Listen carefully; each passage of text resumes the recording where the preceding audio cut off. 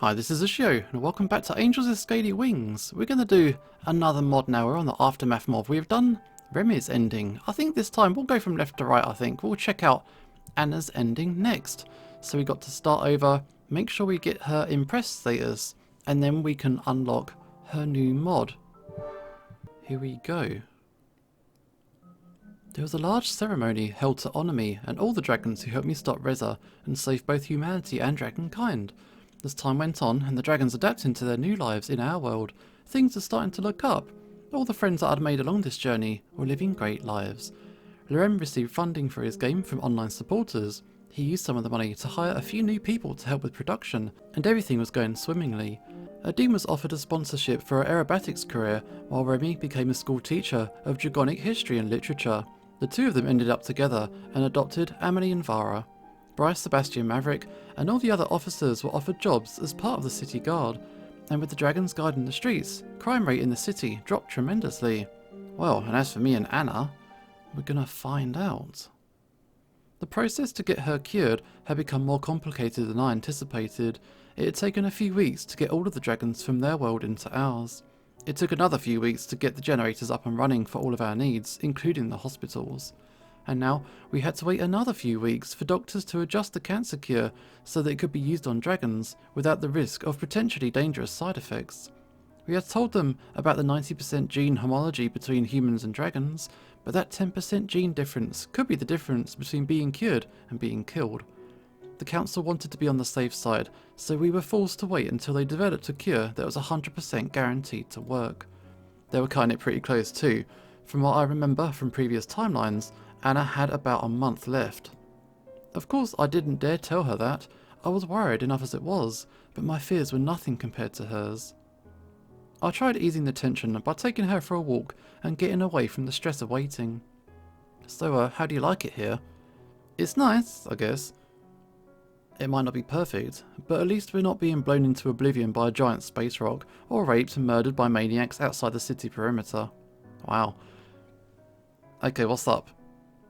What do you think, genius? Don't worry, you're going to be fine. How do you know?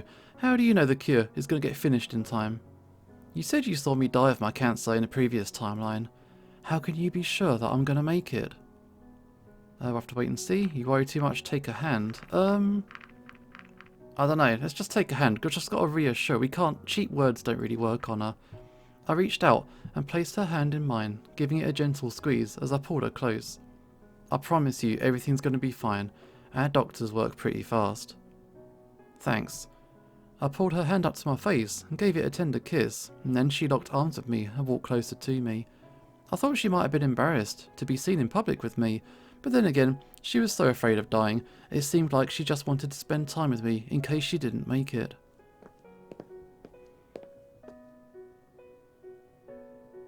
We continued to walk until we found a bench to sit on. Anna leaned against me and rested her head on my shoulder while I put my arm around her waist. I'm glad I have someone like you to give me a spark of hope. For so long after I was diagnosed, I thought it was all doom and gloom from here on out, especially after when the police raided my apartment. But then along came a human to tell me that there's a cure for cancer waiting for me on the other side of the portal. I'm convinced that you're my guardian angel. There's always hope, Anna. Just take a look around. Before you dragons came here, we were convinced that humanity was doomed to go extinct. I know you'd never lie to me and say it was going to be easy, but there's something I do want to know. Okay, what you got? How long? What? How long do I have? Okay, I'm pretty sure you got about a year. You're pretty sure? I thought you said you were by my side the whole time. Or are you lying? Well, tell me the truth. A month. A month? Do you really think the cure's going to get ready by then? With that 90% gene homology, they don't have to change a lot, only enough to where it coincides with the other 10%. And how long did it take to make the cure in the first place? I don't know. So, how can you be sure that I'm going to survive long enough? I put my hands on Anna's shoulders and looked straight into her eyes. Because if you don't make it, I will take a sample of the cure, kidnap a surgeon or two, and make them go back in time with me to cure you. Wow. No, I'm serious. But then you'd go to jail when you got back? Who says I've got to bring back all the evidence? Oh wow, I think I've become a bad influence on you. Not that I'm complaining. Even if you weren't the kind of person you are, I'd probably still do it. I'll do anything for you. Anything? Absolutely anything. As we looked on at the lake, everything was quiet, with the only sound being the cool breeze that filled the air. Okay, I've got to admit, this route so far, this mod is a bit of a downer than what I was expecting. Obviously, I know that Anna is sick in the main game, but it's really dwelling on it. Hopefully we'll get the cure, but we'll have to see. Anna lay down to where her head was on my lap, and she was looking up at me. Careful with the horns. Don't worry, they're not that sharp. I'd need a good force to impale anything with them. They got that jabby though. You know, I noticed you seem to tone down the attitude a lot since you arrived here. I just want to have some nice moments with you, you know, just in case. Yeah. I don't want you to remember me for my bitchy attitude. I want you to remember me for moments like these. Of course, I've been able to overlook that part of you since the beginning. I've seen the good in you. All that aside, I don't mind a little snarkiness when it's in good fun.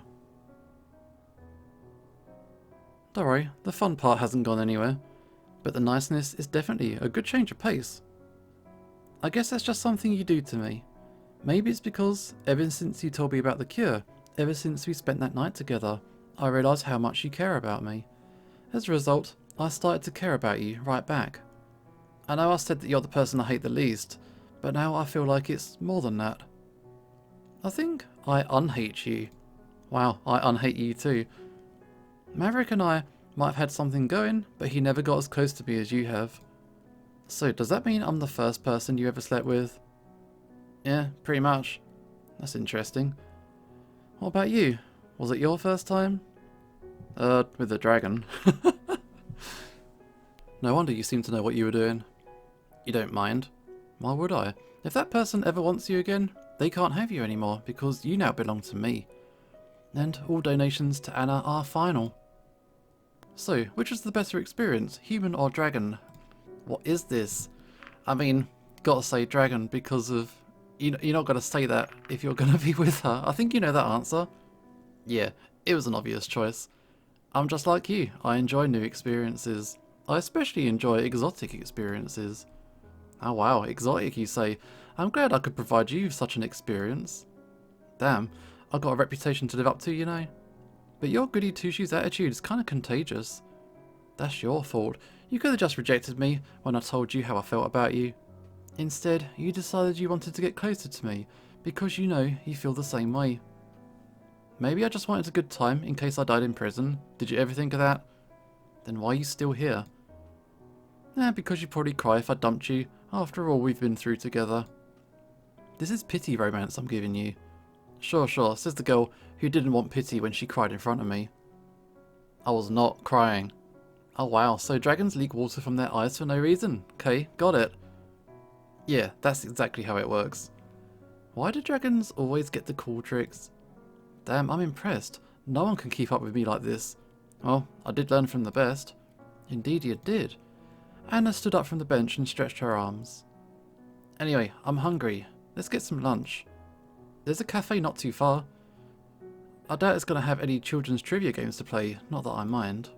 And that's why I came prepared. I reached into the pocket of my jacket and pulled out a box of cards, the very same box of cards that Anna and I used in our bet back in the Dragon's Cafe. Are you kidding me? What? I couldn't let these be destroyed by the comet. You're kidding me here with this, and I've got enough things killing me already. Why would you save that stupid deck of basic knowledge trivia cards? Okay, it was partially to get a reaction from you, but there is another reason. Okay, what's that? Face it, this deck of cards is the reason you and I are together. If we didn't have the bet, we wouldn't have gone on that date or done the lab tests. We never would have spent the night together. You really want me to play this with you again, don't you? Maybe, but what I just said is the truth. It's a token reminder of the beginning of our relationship. You put sentimental value on a children's game. Fine, you big sap. If it's that important to you, I'll do it. So, what's going to be the bet this time? It's simple enough. Loser pays for lunch. You're on. All of a sudden, Anna stopped. Oh, what? Are you okay? I don't feel so good. Oh no. She collapsed. I can hear the sirens. Okay, let's get her to the hospital or get her some help or something. When we arrived at the emergency room, we discovered that Anna's cancer had taken an aggressive turn. The tumours are growing and spreading rapidly, while healthy cells were decaying. She had less than a day to live. I was in horror at what I was witnessing. Anna was now on her deathbed, and the cure wasn't finished. We were so close. I can't believe it. Well, looks like you have to steal some medicine and kidnap a doctor now.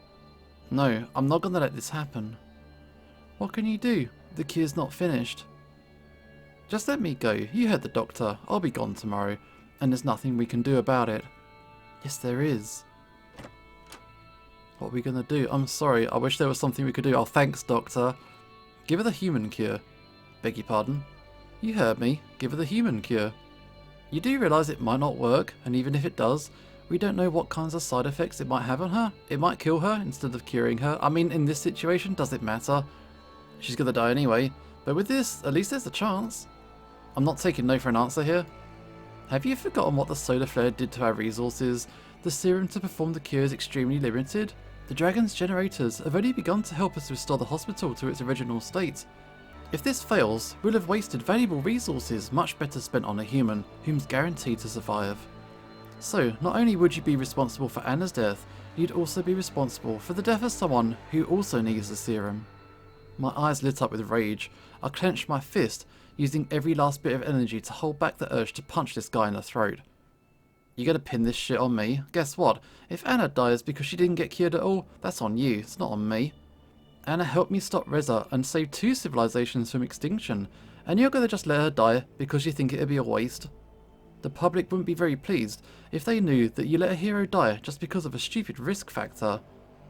You're gonna play the "this is how you repay me" card. That's pathetic and shameful. I expected more humanity from this hero. It's a 90% chance, and you think only about the other 10%? There's simply no room for failure right now. I'm sorry, but the answer's no. I kicked the chair I was sitting in. I was ready to throw the doctor out the window if he didn't comply. Do it. I collapsed to my knees in tears. The thought of losing Anna after all I'd done to get here was unbearable. Please, I'll do anything. Please help her. Fine. Okay, I won't give up on you, Anna. Not in a million years. I promised that I would get you cured. And have I ever broken a promise to you?